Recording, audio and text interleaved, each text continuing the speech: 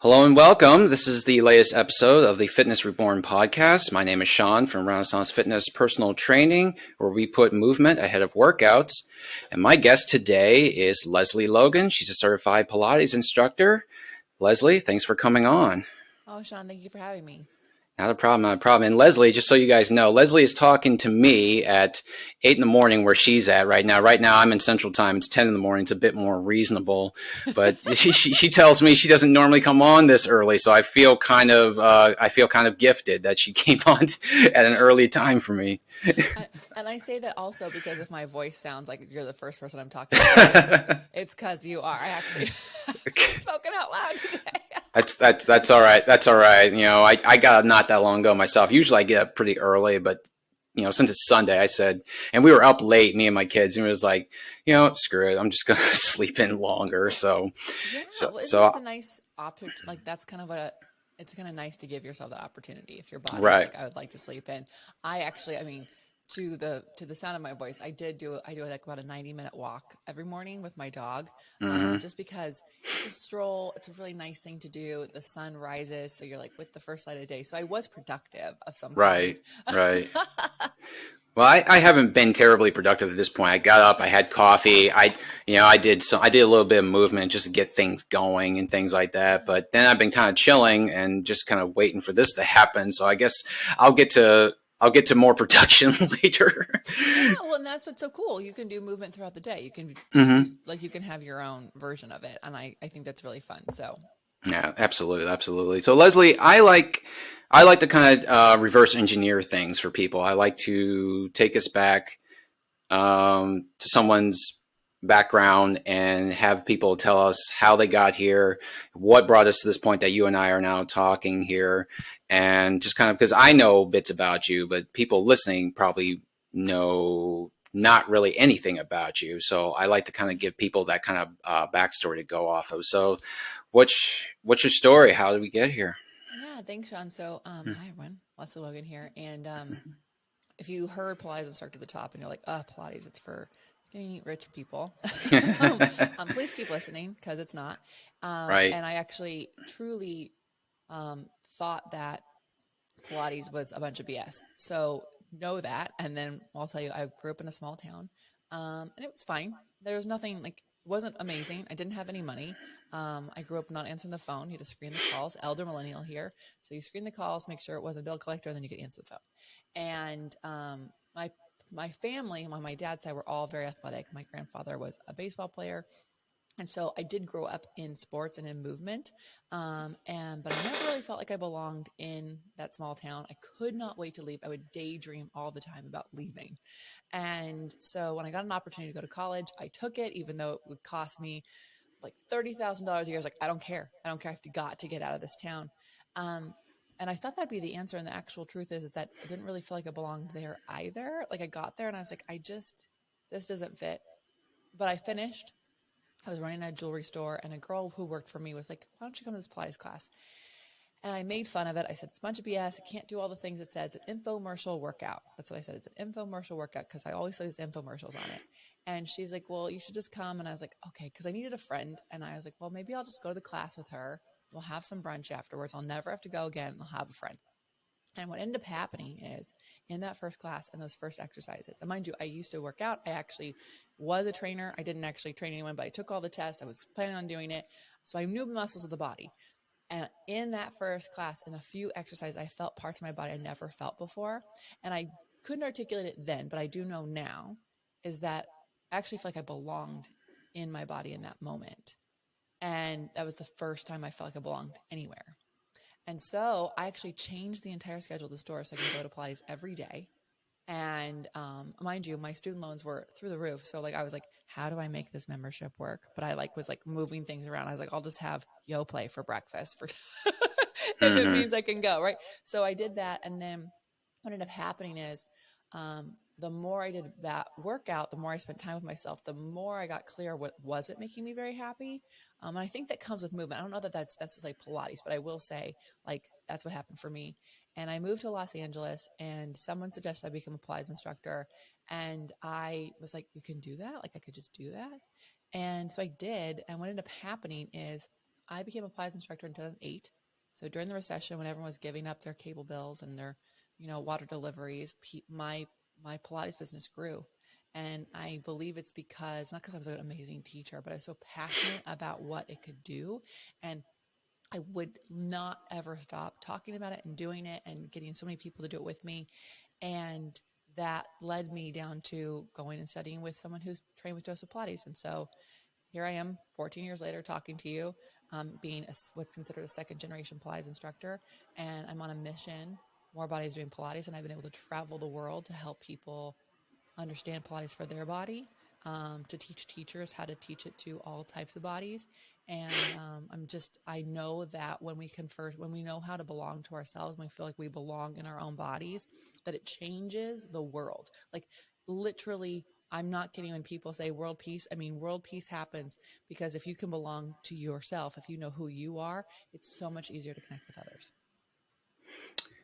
Why do you suppose you had such a difficult time feeling connected or feeling like you had a sense of belonging?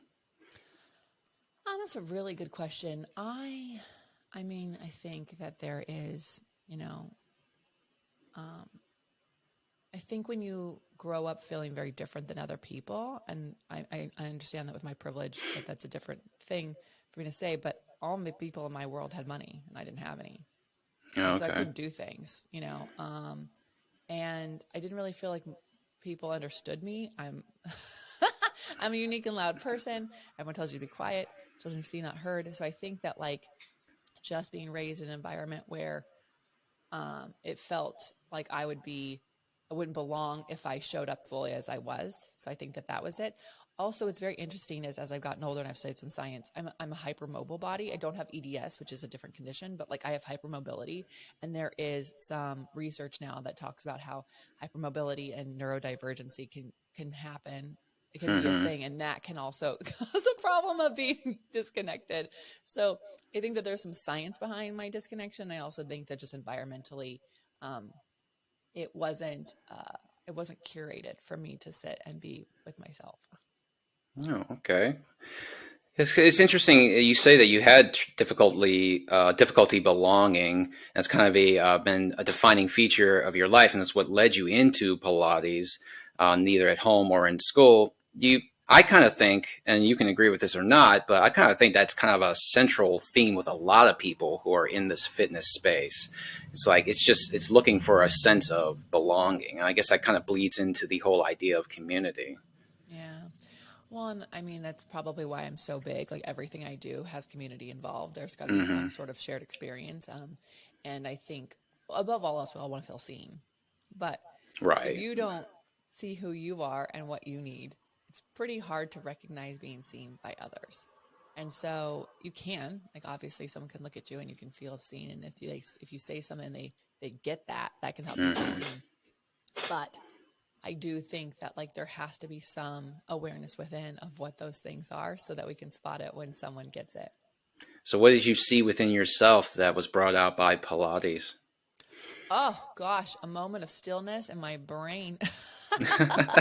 um, I think for a lot of people, right, we've got so much, there's so many responsibilities. So I always joke I'm an Aquarius. So that's why I got like thousands of conversations happening in my head.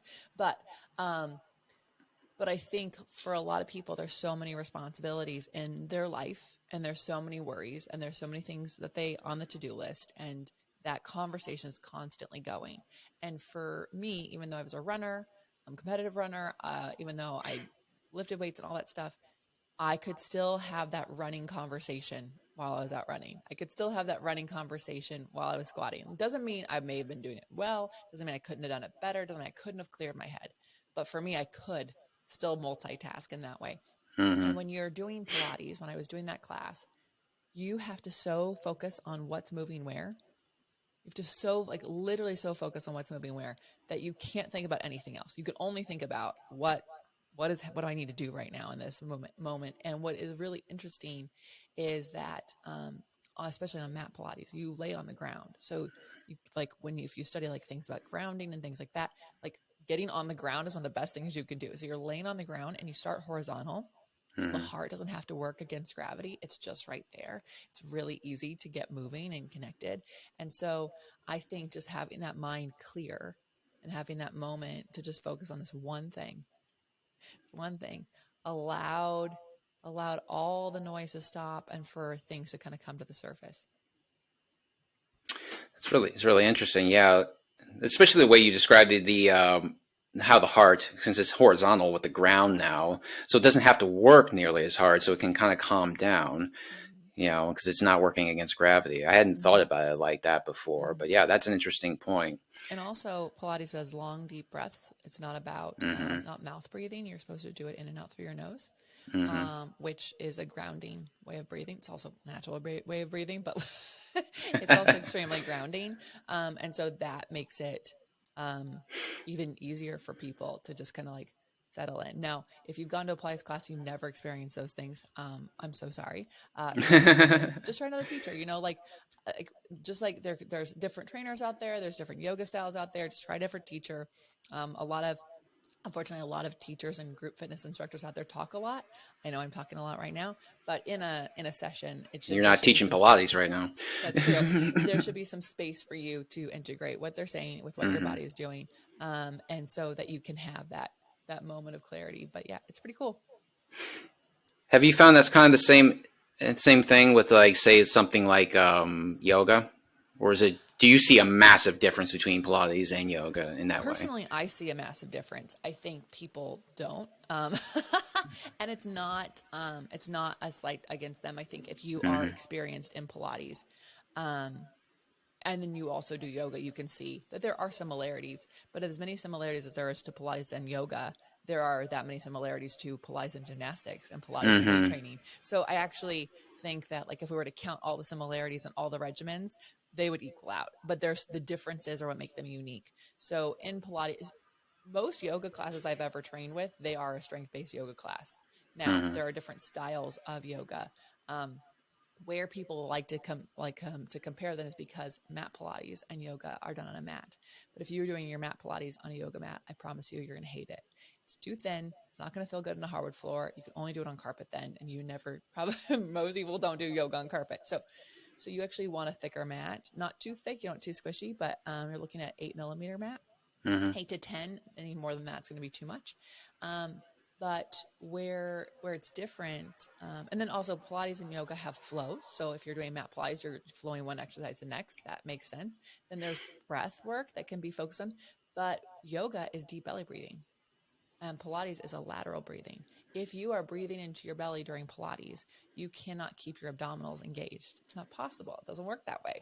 So for the time that you're doing Pilates, you are actually you are not overly contracting. We're not bearing down in any kind of way, but you are connecting your muscles around your center, and that includes your abdominals, but also the muscles around your back, your hips, your shoulder girdle. And you have to breathe in through the nose, into the back of your lungs. And you almost want to think of your lungs getting wider, right? And then they're coming in. And so the abdominal muscles actually never rise or fall. Your chest never rises or falls. Everything is happening in the back. And so your lungs are amazingly big, and most people don't use them. They do a lot of shallow breathing, which creates anxiety. So though that breath pattern is so uniquely different, you cannot do the two. You can't do Right. it. You have to do deep belly breathing in yoga. I have to do lateral breathing in Pilates. So um, I personally practice yoga as a different purpose than why I practice Pilates. How do you teach someone how to do lateral breathing or to breathe back into in the back spaces of their lungs here? How do you communicate that? Yeah, so we can all do this together. But you have to lie down is really what you have to do. You can Okay. also do it against a wall, but you need your lungs to you Right. need to feel it, right? Like there's this kinesthetic thing. If I was actually with you, I could put my hands where I want you to breathe, and that would give you that Right. kinesthetic touch. But if you're lying down and you put one hand on your belly and one hand on your chest, Hmm. and then you sip the air in through your nose, and you can use your, if you're visual, you can use your own visual. If you're auditory, just listen to this. If you're Hmm. kinesthetic, you're going to feel the back, right? If you learn by touching, you can feel the back. The back should take up space. It should get wider across your mat or across your wall. The hand that is on the belly should not move. The hand that's on the chest ideally is not moving, because we're not breathing into our chest, Right.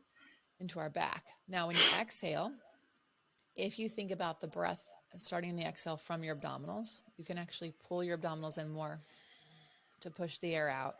So actually the hand that's on your stomach, you might even feel it fall, but then it has to stay there as you inhale into your lungs. Another way to do it, you can put your hands on your ribs. You can breathe into them. But Right. I really think that when you have a hand on the chest and a hand on the belly, it helps you understand when you're not doing it. And Right. sometimes we have to know the not before we can know the how, right? Right. Right? No, Like sometimes exactly. Yeah. you don't know what workouts you don't like to do until you do it, and you're like, actually, didn't really love jumping on trampoline, didn't work for me. That's fine. Sometimes you'll find out. So I think that that's an easier way. And then you have to understand that if you have been chest breathing for most of your life, if you've been Mm-hmm. mouth breathing for most of your life, you're not going to do it well for a long period of time. It's going to take time. Maybe you get it for one rep and then you don't, and you try again, and it becomes a practice. And I think for a lot of us, we are like hoping that we should be able to get it right away. If we can't get Mm-hmm. it right away, then we're not good at it. It's not right for us. No, it's a practice. You also sucked at walking when you started. When you were a kid, Right. you No, fell all it's the time. exactly right. Yeah. And for whatever reason, we let little babies walk with their foot turned in or using a table and all this stuff. But us as adults, no, we should be able to get it right away. And that's an impossible feat and too much pressure. And so I am a big motto of like, perfect is boring. Practice is the way to go. And you're going to get better. So if all you can do is one breath in every rep with this lateral breathing, great. Tomorrow we might get two. Mm-hmm. Maybe it's next week that we get two. It's okay. The the cool thing is when you're aware and you're trying, you just get better at what you practice. So that I saw that when I was looking over your profile, I saw that right there under your picture is perfect is boring. I wanted to ask you about that. So what Yeah. expound on that? Why do you say perfect is boring? Well, perfection is like literally what stops us from doing anything in life, because everyone is noodling around waiting for it to be perfect. And once it's perfect, then I'll do it. So when the schedule is perfect, then I'll go to the Mm-hmm. gym. Oh, when I have the perfect this, then I'll go. And the reality is if we actually think about our perfect friends, the friends who have the most perfect designed house and the clean house and everything is like so nice, we hate going there because we actually feel like we're going to make it dirty. Are my socks clean enough to take my shoes off in this space? Like everything they do is perfect. It's a little fucking annoying. We don't like it. So the other thing is that perfect is very contextual. You can have everything can align in a moment. But the reality is if you keep trying to do that, trying to find that moment, your life is pretty boring because you don't have anything that you're showing for it. You're always just like noodling around, not sharing with people till it's ready. And so for me, and a lot of people who do Pilates can get hung up on this perfection. Well, you can look like you're doing Pilates and not be doing it. I also can be doing Pilates while I'm just sitting here with you right now. So I don't Mm-hmm. actually have to go into the studio, have to get on the equipment to sit with a tall back, take deep breaths in and out through my nose. I'll be doing Pilates right now, right? Right. So I personally feel that perfection holds us back from a lot of things and keeps people from Agreed. trying things out and making mistakes. And I actually think the best things that have ever happened are from the mistakes. I was completely wrong. I made a massive mistake about what Pilates is. It's changed my life. It led me to this place. I wouldn't have this house, my husband. I wouldn't have seen the world without it. So like I think we should be more welcoming to making mistakes and trying things out and allowing ourselves to be in practice. And whether that's Pilates or going for a run or weight training, you'd be surprised what you end up allowing yourself to do when you're like done is better than perfect, when it's perfect, like it's good enough for today, right? Like this is enough for today. And Mm-hmm. the pressure that you take off of your shoulders, it's kind of crazy. Like I wanted to write this book and it took me a long time. And I finally just was like, I'm just going to get out there, whatever, done is better than perfect. So years later, I'm listening to a book on tape. I have this very famous woman. It's a published book because I self-published mine. So it's a published book. She's got this massive publishing company behind her. She has this Audible book and I'm listening to it and I'm loving every minute. And there are two massive errors in that Audible book where she literally was like rereading a sentence and they didn't edit it out. Well, guess what? It didn't change the book. It didn't change the fact that I love the book. It was amazing. It didn't even take away from the book. Now, No. I noticed because I don't like perfection. I noticed that and I thought this gives me full permission to screw up. Mm-hmm. Because No one recalled her book saying, had two mistakes. No big, like, that's not good. And then let's think about it. To the people, we all know these people. If you have that friend who's like, it had these two errors in it, and that's what they focus on, that's what Mm-hmm. they're focusing on. Like, if you actually, who those people are in your life, and those people drive you freaking crazy because nothing is ever good enough for them. Well, that Mm-hmm. sucks. And I don't want to be in that life either. So I'm just a big fan of like allowing people, and myself included, to be a beginner at something. Mm-hmm. And then even when you're not a beginner at something, if you screw up, Right. unless you are a brain surgeon, please don't screw up. The reality is that like a lot of us have a lot larger margins for error than we give ourselves credit for, and it's holding us Right. back from movement. Like it's holding Right. us back. You're having a lovely Sunday, right? You can move later. If you were a perfectionist and you didn't move this morning, the whole day would be done. I didn't Mm-hmm. move today. I didn't move this morning. I have to move in the morning. I didn't move this morning. No, you know what? You slept in, took a lazy Sunday. You're going to move later. Great. Exactly. Now we can take that pressure off of your brain and know that it's going to happen, right? So that's just my big thing on perfection. I really just think it's keeping people from having the life they want to live. Right. And to add to your point, though, the people who kind of highlight every little mistake and every little mishap and point it out, really, I find like it's really kind of a defense mechanism. Oh yeah. It's a way to find a position of superiority over someone else or someone or something else, and to just kind of like bolster themselves in their own eyes, because Oh yeah. I've seen the same thing too. Like I've read books, I read books constantly. Every now and again, I see something that's like a glaring spelling error or grammatical error, but it doesn't stop me from reading the book. Now, if the book is littered with them, then yeah, I'm going to probably stop reading at some point because this is just getting too much. This just looks sloppy and unprofessional. But or just a very Yeah. poor choice of Well, editor. if you're teaching English, Right.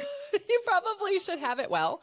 But Yeah. but again, if it's one or two mistakes, your brain probably, for most people, just skips over them. If it's Yeah. littered with them, yeah, because it becomes a distraction. You're trying to figure out, like, was this a sentence or is this a question? Like, what's going on here? But Mm-hmm. the reality is that, like, I just think that if we don't give ourselves this room to make mistakes, we actually don't give ourselves room to live. Because, like, Exactly.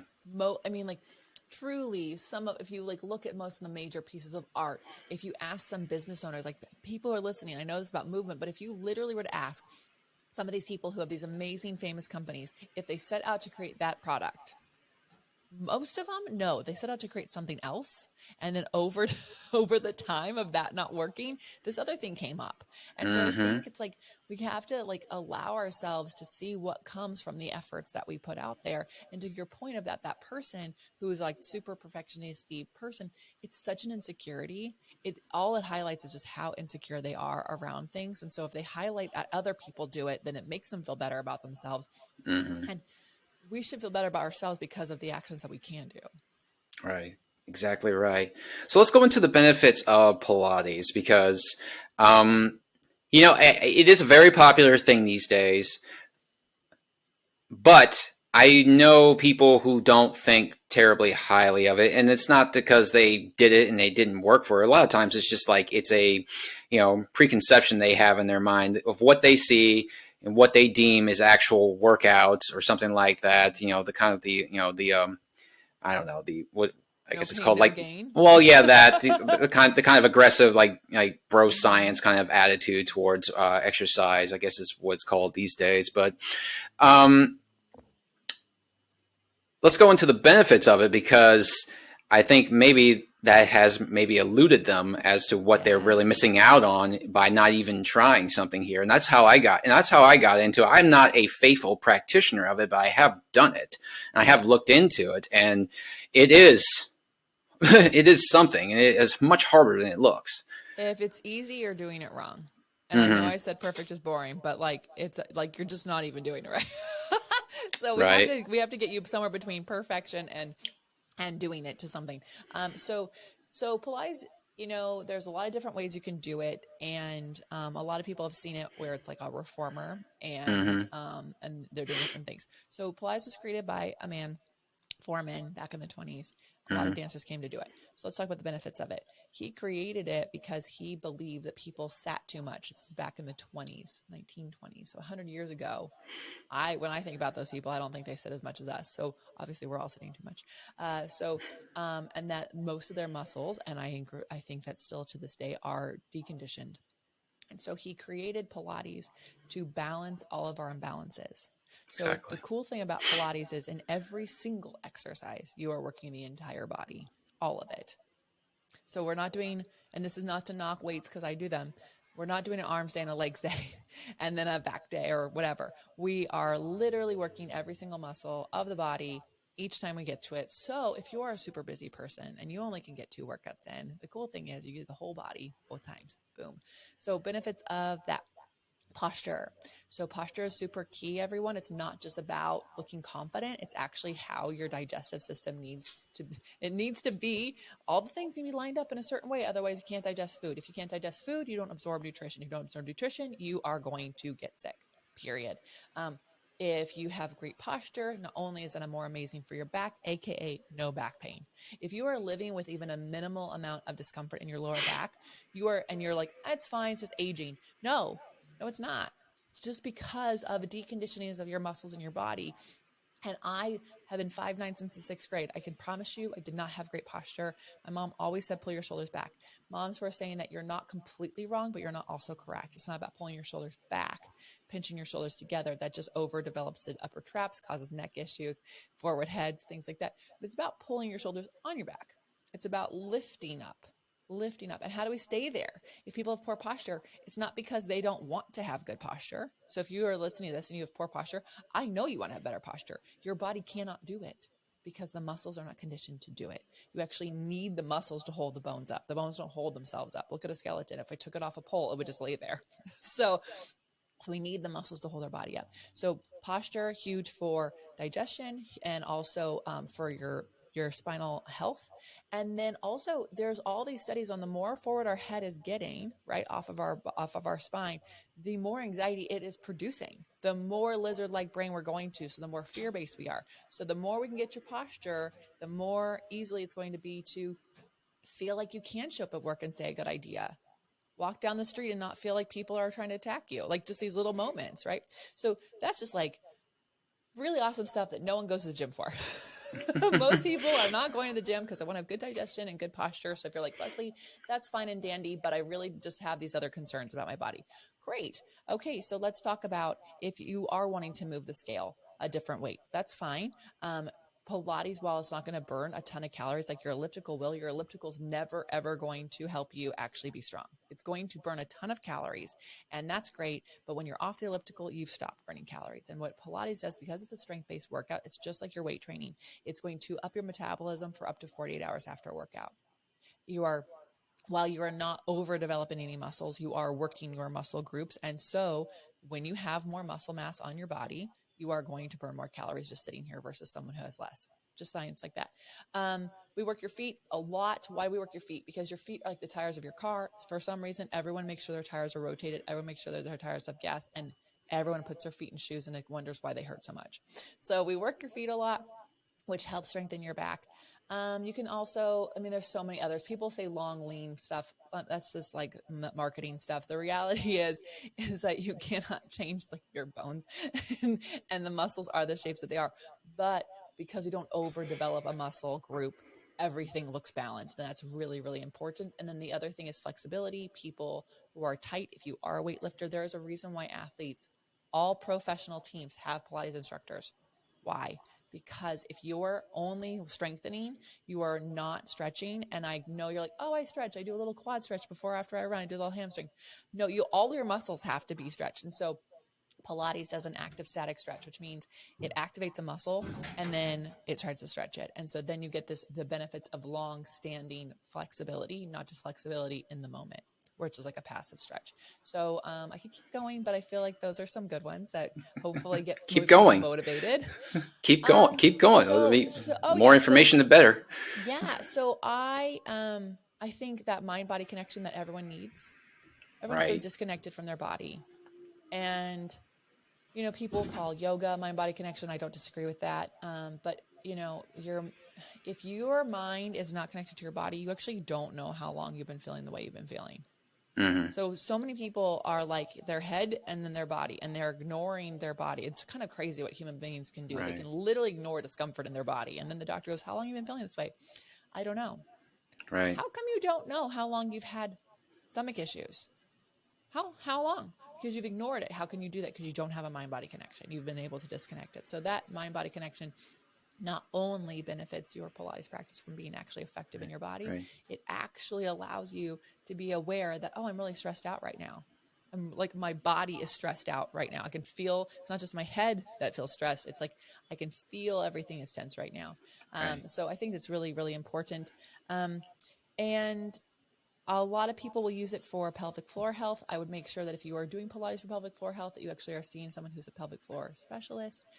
People who do it for PT, that's fine. You will want to, once you graduate from PT, go into a full Pilates practice, not just what was PT based. So it also, to me, allows you to do everything else you love better. There's a reason those athletes do it, not just for the stretching, and not for injury prevention. They're doing it because it helps them perfect and be better at the things that they're doing in their sports. And so if you love to swim, Pilates is going to make you have more ease at swimming because of the endurance. So when you're new to Pilates, I'll just tell you this, there's going to be a lot of start and stopping because you're learning the exercises. When you keep going, and you flow one exercise to the next. And if your teacher is not doing that, please find another one. You want one exercise to flow into the next. You are creating endurance, which means all these studies about how we have to do this endurance type training each week. I was just listening to Huberman. He's like, I have to do endurance for over an hour. My Pilates session's an hour. It has no breaks. One exercise to the next. The only break is me standing up, grabbing something, putting it on. I'm still moving, right? I'm not just sitting around taking a deep breath. That kind of stuff allows you to, if you're a runner, to be able to run longer because you're so used to activating those muscles in your body for a long period of time. So talk to us about mind body connection. That was something I did want to go into a bit further with you because it's something I've discussed with other guests on this podcast, and it's become a very sort of kind of hot buzzword sort of thing that's thrown around in fitness spaces these days. I think most people will kind of, on some intuitive level, understand what you mean by mind-body connection. They mean, or neuromuscular functioning, neuro and muscular. It's nerves and muscles. So they get that on some surface level understanding, but it's still, I think, relatively abstract and is not very clearly defined, maybe in most ways, as a non-fitness enthusiast would understand. So I just want to hear that more in your own terms. Yeah. Thank you. Cause I don't really love, I love all that there's science around it. I think that the science is great to back up what people are doing. But for the people who are like, I just need to move.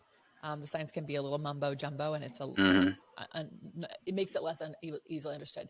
So I talked a bit about my story with how when I was on the mat and I was able to like stop the chatter and I was able to focus on go inward. That can feel a little woo-woo, that word going inward, but to focus on this, what it allows when you have that mind-body connection, what it allows you to do in your workout is just calm down, like a literal calm down. So even though you're moving, your heart rate is getting up, your stress levels are not in a negative way. We're not overstressing the mind. And so for me, that's really important because stress is the reason we have 99% of the illnesses that we have, period. And so when you get that mind-body connection, when you can de-stress out, like de-stress the mind, everything could take a moment and your body is not like in this fight or fright state, and you can actually just focus on what's going on and you can just move and you start to understand how powerful your body is. And this is very important. I tell people in my classes all the time, you can do hard things. If you can do this exercise and it was hard, didn't hurt. There's a difference between hurt and hard. It was challenging. That is proof that when you leave this mat, you can do hard things. And so for me, having that moment where people have this mind-body connection where we can like train their body and their mind together, that means if we can do it there, you can do it anywhere. Doesn't mean that you have to only do Pilates have mind-body connection. What it means is you have access to it in everything that you do. And so if you are someone who is thinking, oh, my mind and body are like working pretty good together, great. If you're like, I don't know, I still don't know what this means.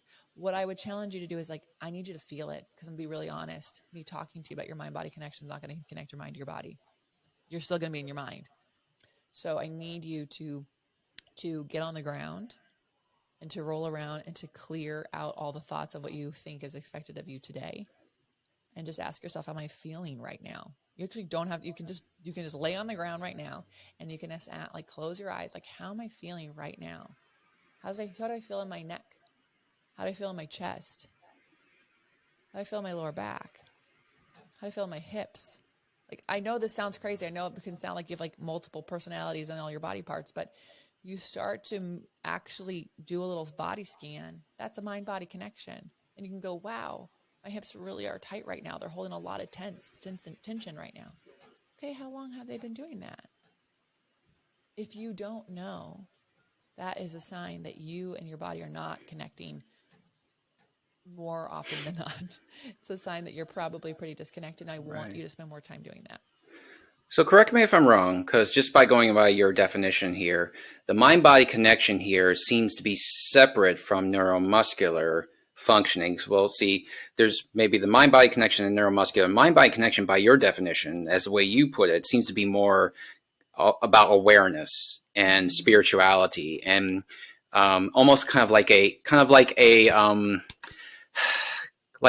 way Japanese samurai used to practice Bushido or something like that. Just like it is fully conscientiousness of where you're at, how you're feeling, how the surroundings influence your mentality and your mindset, and being present. Exactly, that's where I'm going at. Being present versus neuromuscular, which is much more about physiology and the connection of neurons to other neurons and neurons to muscle fibers, and how actual the two, like your muscle fibers sending signals back to the nervous system and back and forth, and how you physically are functioning here.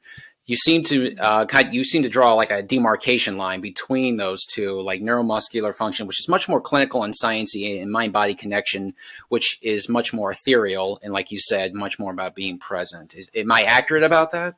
I mean, I can see how you can draw a line. I can see how they could sound different. And I also can think that, like,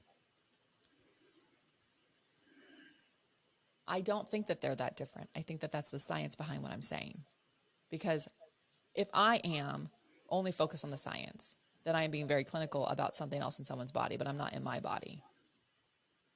So in my body, those things could be happening, but I'm actually being very present. I am not thinking about, I need to inhale here and exhale here, right? So our body is pretty good at doing all of its biological stuff without us actually telling it what to do. And that's really cool. So I don't know that they're that dissimilar.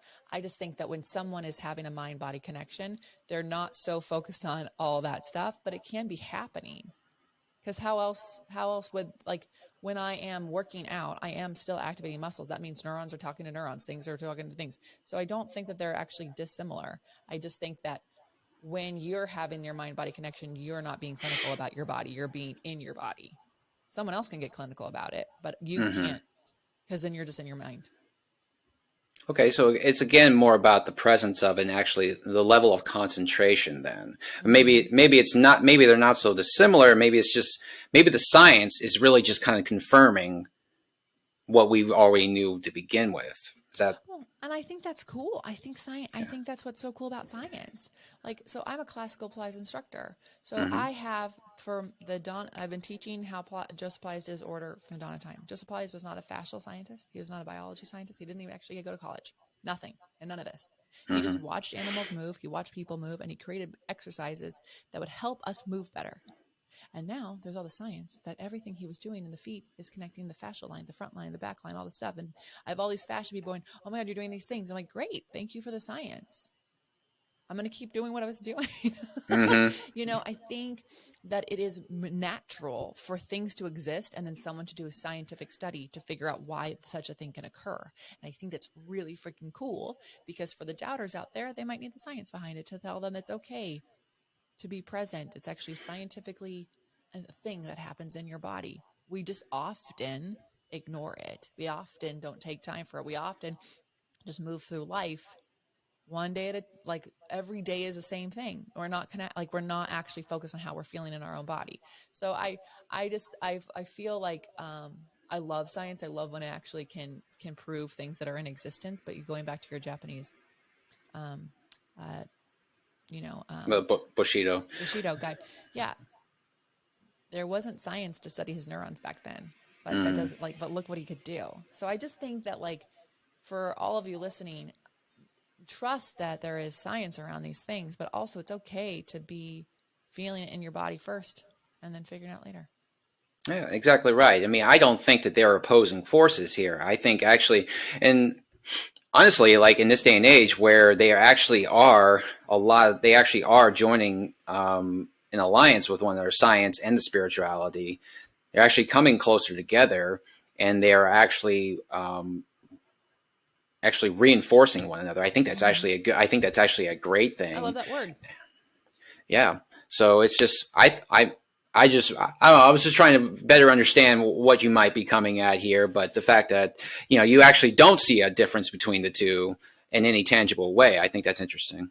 Yeah, I mean, I'm sure there's people who are mind body experts and neurodivergent experts, and they can tell me that or whatever can tell me differently. But the way you explain it and the way I explain it, they sound like the science proving what is true and Right. what is natural for the body to do. Exactly right. Exactly right. So in the resurgence of Pilates that's come about, say about in the last 30, 40 years, I think it started to get really big, like commercially big in the 80s, when you had people selling, videos and such like that. Whereas before that, from my understanding of Pilates, I mean, it was big, but it was very niche. You had, especially during Joseph Pilates' lifetime, if you were in New York and you knew about him and you heard from such and such, such and such, you would go to his apartment. He'd have all this equipment, and you'd work with him maybe if he accepted you. And I heard, my understanding, he was a pretty fierce individual here, and he just did not tolerate fools very much, and very eccentric. Eccentric is interesting. I think he could sound eccentric to some people, and I think he just Mm-hmm. sounds like a very focused person in some ways Right. too. There's a book called The Caged Lion, so if everyone Got should it. read Got it. it. Right here in front of me. This is where I'm getting this information from. Yeah. John Steele is sleeping in my driveway right now. Really? The author, yes, I'm not kidding. He's Nice. he was here for a convention, and I was like, well, stay in my driveway instead of the hotel's driveway. He has an amazing one of those vans you can live in. He drove himself from Santa Barbara to here, so he's an amazing human being. Awesome. So I think part of it was less being accepted, and also more like he held a bar high for people to Mm-hmm. meet. And I think for some people, they want to know the answers today, and you're not. You're not gonna when you go for a run. You go for a run, you kind of get some answers. You know how far you can run, but like how long you can run, how hard it was. With Pilates, it's all these movements that our bodies were meant to do that we should be doing, and we've never seen them mostly before. And so it's weird, and we don't like weird, and we don't like things that we can't tangibly figure out. And we also don't like hearing that we have to do it a few more times to figure it out. So I think Mm-hmm. that could be difficult. So the reason it was not very known is that he died in the 60s, and he actually was only in New York. He wasn't teaching people around the world. So it Right. couldn't be around the world then. Then his people who trained with him obviously dispersed and they started training it. But in the 90s, there was a lawsuit. So people were being sent cease and desist letters. And this is actually very interesting. We're talking about this today. It is happening again. So Really. yes, it's happening right now. If you want to look in the New York Times, there's an article released at the time we're recording, was last week. Interesting. So people are losing their Instagram accounts because this person is attacking them and saying that they are illegally using things, and he has not proven that he has the copyrights to these things, and so therefore while Instagram took their accounts down, he had to file a lawsuit so that they Is this the same dude that was same mentioned in the dude, book? same Oh, grifter, same good dude. Lord. So I shall not name his name because he doesn't need to bear it. No. But I want you to No. read the book. And here's the thing. So it didn't start to become, we couldn't talk about it until early 2000 because it was illegal. You could not talk Right. about it. So now it's popular because more and more people are doing it. And also more and more people are having access to it. Back then, I mean, the equipment itself, you all, for me to have one piece of everything that Joseph Pilates created is over $40,000. That's a lot of money, right? That's now a gym to have one of everything is probably it's probably around 15 to 20. But if you're having a gym with multiple pieces of things, you're looking at $100,000. So it's not abnormal for fitness studios to spend that kind of money. But you're asking for the person who has ever experienced Pilates to then have the money and then have the ability to create a business. So that's another thing. So now there is this money behind it that's allowing people to have access, and there's franchises. So that means there's businesses that are all over the place where you can have multiple access no matter where you are. Then there's small boutique studios. So there's a price range of every kind, and there's access of all kinds. And so I think it's having more and more of a surge just because there's more and more accessibility, and that is what's allowing it to. And then also every other few months a celebrity mentions it, and that doesn't hurt. Right. So in the resurgence of popularity, plus or minus a lawsuit, um, it's interesting that you mentioned earlier that Joseph Pilates designed these programs, designed these exercises for men. He had men in mind. He worked with fighters and then male athletes in general. And if you look at some of these old photographs, he's always demonstrating, when he's demonstrating the exercise on the reformer or whatever, it's almost always a man. Now, in the last 40 years or so, last 30, 40 years or so, the people leading the charge in this resurgence have been women. Yeah. So I think that's interesting. What are your thoughts on that? Well, you have to understand the times. Mm-hmm. This is what people always don't understand when they're studying anything. They look back at something in history and they go, that's kind of crazy. It's only men. Well, they didn't allow women to work out. Like I just got an email from the Bee and the Fox yesterday about women in running. And literally, they didn't let a woman run in the marathon in the 70s. She was chased out. Like, she kept running. Yeah. But, like, that's the 70s, y'all. That's, like, in Right. most of these listeners' lifetime. Women only were recently allowed to be in running races. This is crazy. So they thought it would make us, they thought working out would affect our reproductive cycle. Right. They thought it would make you more masculine. Yeah. Now, Joseph Pilates always did work with women. Most of the photographs are with men. There's very few photographs in general. There's only a couple moments of Right. photographs. Yeah. And There's also not many. himself. So, but most of the people, they was very equal, was men and women, and they worked at the same time. And it was, so he was actually a little bit progressive for that. But the reality is that most movement was designed for men because everything was. And so it was less about that it was only for men and that women have taken it over. It's more that that is just the sign of the times. And then as he aged and his business aged, more and more people started coming, more and more women started coming. It also was one of the only places that women could work out. Now, here's the interesting thing. In the 80s, it actually didn't do as well because of jazzercise. So in the 80s, Pilates actually took a hit in New York. Because of the aerobics workouts. And then because people got injured from aerobics workouts in the 90s, Pilates got another resurgence. So it's very interesting. Yeah. But even still, I mean, despite the historical facts that women weren't allowed to work out very much in the the 1920s and such like that, or to do anything because they thought it would diminish their femininity, make them more like men, yada yada. And now that we know, we're 100 years plus now that we know that that's not at all the case, still you see a lot of Pilates classes, from my observation, just looking in here, they're mostly just filled with women, like 80% women. Even in today's world where we know that strength training and Pilates and stuff like that, it benefits everybody. Yeah. But, and you see lots of women lifting the weights and squats and all that stuff here too, but you don't see too much of it from what I've seen of men going the other direction and taking more yoga or more Pilates classes. Yeah, I think that's where our media fails everyone.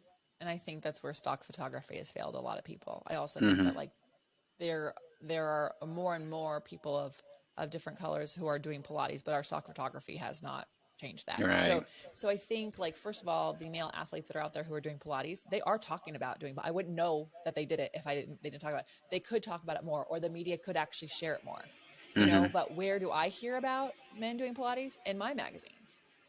So are these men not in the men magazines? Are they not talking about? Are the questions not there? I actually think it's just a disservice of the media, not making sure people feel seen. And also studios could do a better job, just like asking male friends to show up to a class. They could take some pictures and post about it.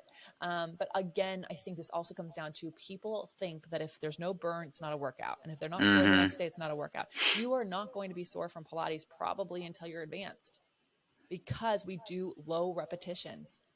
Right. How do you get sore? High repetitions, eccentric contraction.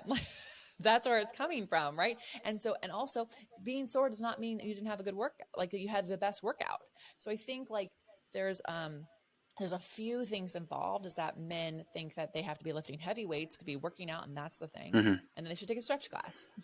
And then also there's not enough photography that's making people feel seen and accepted in a space. And then, lastly, like people need to know that other people have done it and it's helped them. And so if you are a man who's doing Pilates, you should tell your friends why.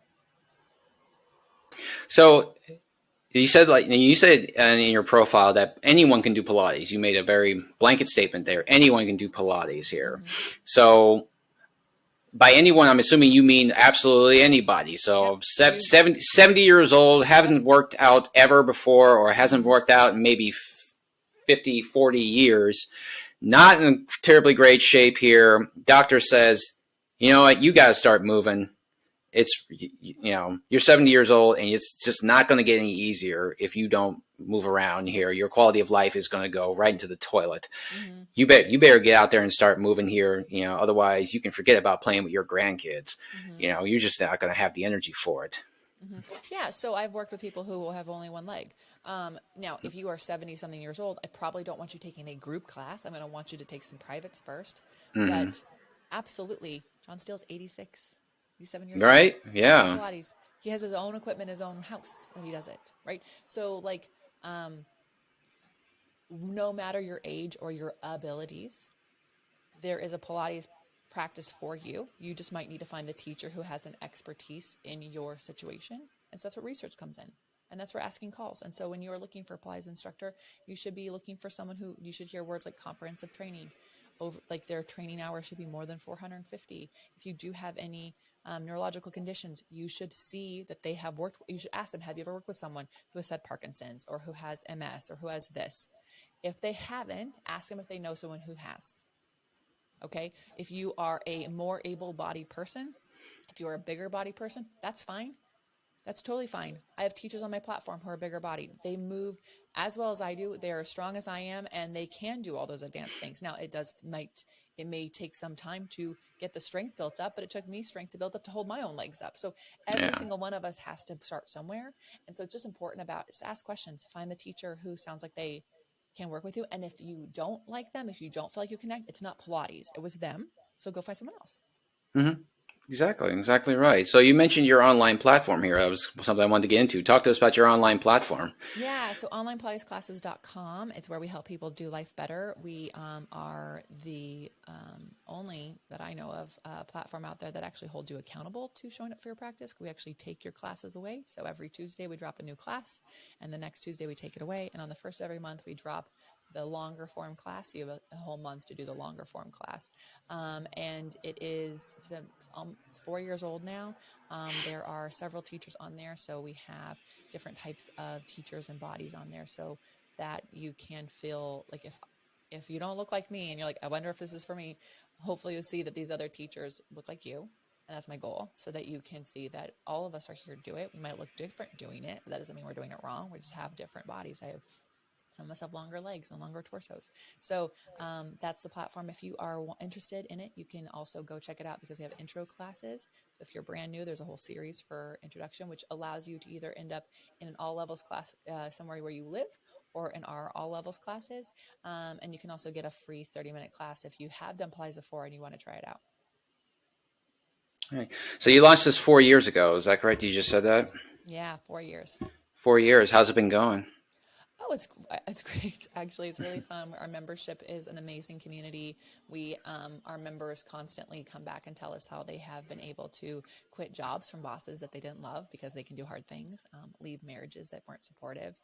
So while we're there helping them learn Pilates, our goal is to help them see how they're taking care of prioritizing themselves first. And when you prioritize yourself first, you can do so much. If you can do it on your mat, everyone, again, how you do things on your mat is how you do things in life. And so it's really important to me that we get you for 30 minutes or 40 or 50 minutes for whatever class you're doing. Or we also say finishing is optional. So do 15 minutes. Great. You showed up, you did your practice. And our goal is to help you see that when you prioritize yourself on that moment, you can do it in other times. And that doesn't mean you're selfish. It actually makes it selfless, because when you are fully you are the best version of you to other people. You don't have to try harder. You don't have to like build your energy up. You can actually just be yourself in that moment. And so, so that's our goal at onlinepilatesclasses.com. So if I'm a new client here, I just signed up. So what can I look forward to? What can I expect? So you're a brand new client, then what you can expect Mm-hmm. is, first of all, I would do the intro series, Mm-hmm. and it's 3 classes, and it's about 10 to 15-minute long classes. So you learn the foundational moves and you get those really good. So that way, when you are actually in the all levels classes and there's a more advanced move, you're heard, you're told, you're heard, you're told. So you hear that if you can't do this exercise, replace it with something you can do. And that gives you permission to be brave and courageous and give your body what it needs and not go, oh, I can't do this because I can't do this thing. And so, so that's what that's like allows you to be empowered in classes. When you're in our platform every Tuesday at 2 p.m., as I mentioned, we drop a new class. And the next week it takes away. We encourage you to join our members only group where you actually get to share your wins, your aha moments, your questions. Because if you have questions, the teachers and I can actually look at you, do it in that group. You can just post a video and we can actually give you feedback. No other platform looks at your body move and gives you feedback because it's an on-demand platform. So you're not in class with me. So you get to class at whatever time you want, but then I can actually give you feedback on that. Gotcha. So you're like assigned a personalized coach, and then they kind of hold your feet to the fire there and make sure you're doing what you need to Mm-hmm. do. Mm-hmm. Yeah, I mean, because the class is going to disappear, you use it. Mm-hmm. How many people have every streaming platform there is, and how many times do you actually log into all of them in 1 month? You don't. Right. Right? So there's nothing holding you accountable except for that bill every month. So for us, we actually want to hold you accountable. I'm the accountability queen. And so we actually will we actually do that by taking that class away. And you'd be surprised how many people at 1:30 at Pacific time are like logging in to take class before it disappears. So, all right. So as we start to wind down here, talked a lot about where you come from, where you are now. So what's ahead of you? What's on your radar? Honestly, I am so busy with the platform. We actually have just released our third of 6 flashcard decks for Pilates exercises. And so I'm just doing more of that because I'm on a mission to help more bodies do Pilates. So adding more things onto that plate is not really an option yet. But you know, I have goals and ideas of what I'm working towards. But for right now, it's just getting more bodies onto that platform, doing our flashcards, helping them move, because I do know that it changes their life. Right. Exactly. That's awesome. That's awesome. Well, so one thing I like to ask people before we sign off, because everyone here has such great things to say. If there is anything that you want people listening to this to walk away with, if they remembered nothing else about what you said, what would you like them to remember? Oh gosh. Um, that's a great question. Um, I would say, well, I mean, besides perfect is boring, let's be real. Like that's Right. obviously something that I really want you. I want you to know that you matter. You matter. And I really do mean this. When I said that prioritizing yourself is the best thing that you can do for others, I mean it. If your cup is not filled, when someone knocks it over, you get really frustrated. But when it's Mm-hmm. full and a little bit spills out, it's like no big deal. And life is so much easier when you have taken care of yourself. And I don't just mean with Pilates, I mean sleep, fueled yourself correctly. Like when you've really made sure that all of your needs are met, it is so much easier for you to meet the needs of others. Too often we do it the other way around. We meet the needs of others and we meet the needs of ourselves. Can't do that. And especially if you're listening to this podcast, it shows me that you actually care. You're trying to figure out what's going to work for you. And I need you to hear that whether it is doing Pilates with me or somebody else, maybe it's not doing Pilates at all, but if you actually are meeting the needs of yourself, you are going to have a much, much more fulfilling life. And you'll really start to see the people and the relationships around you change. Exactly. I think that's a terrific message. I mean, your message earlier about perfection is boring. I think that's helpful in its own way too, because again, the attainment of perfection, especially with social media and everything, where we are constantly comparing our lives to other people's, even people that we don't even know, but it's all based on just what they are putting on their social media accounts, and cough cough, it's all being curated, by the way. Yeah, So, exactly. right, perfection is boring, and yeah, self care is a must, because like you said, you can't you can't get through life just having everyone drain your own energy. Mm-hmm. That's true. So true. Thank you so much, Sean. Thank you. Thank you so much. Thank you so much. Well, Lesley, I appreciate your time. I appreciate you talking to me. And there you have it, folks. That is the this current episode of Fitness Reborn. My name is Sean from Renaissance Fitness Personal Training. And this, again, is Lesley Logan. She's a certified Pilates instructor. And I will put information that you can get a hold of Lesley. I will put her website and her own podcast on there in the show notes, so you can reach out to her if you'd like. Is there a particular way that you'd like people to reach out to you? Just through the and pretty much anyway. If it's on a platform I'm on it, you can reach out there. We also have a support team. But yeah, the podcast or onlinepilatesclass.com is a great place to reach out to me. Yeah, no worries. And I'll put that in there too. And don't forget, folks, I'm also offering training programs myself. I'll post those in the show notes as well. And appreciate you being here. Appreciate everyone listening. And we'll see you next time, folks. Thanks so much. Lesley, thank you again. Thank you.